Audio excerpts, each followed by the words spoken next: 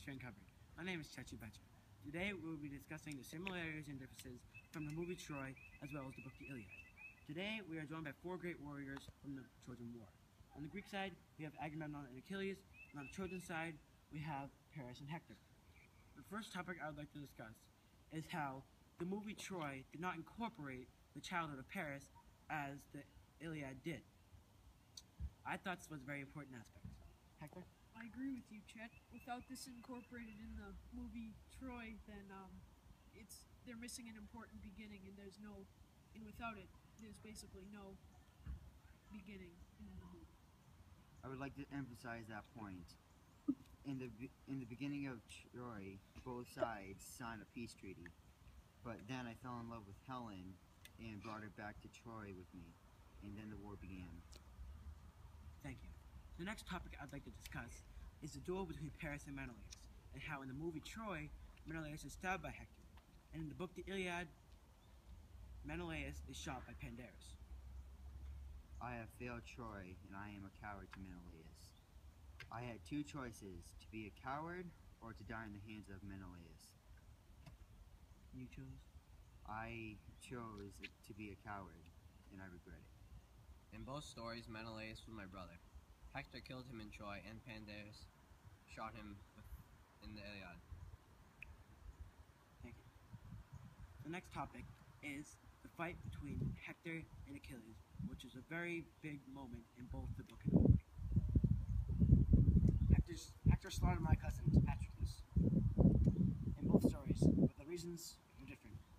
Either way, I wanted revenge for his actions. I took my chariot, rode to the Trojan walls, and screamed his name to come fight me.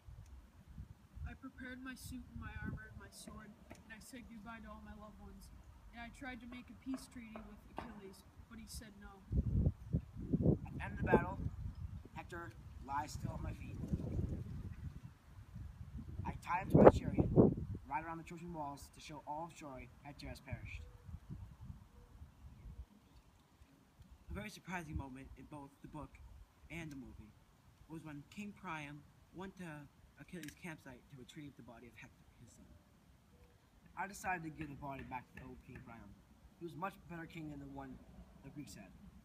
He came through the Greek camp unseen and untouched by any Greek soldier. Also, he kissed my hands, the hands that killed his own son.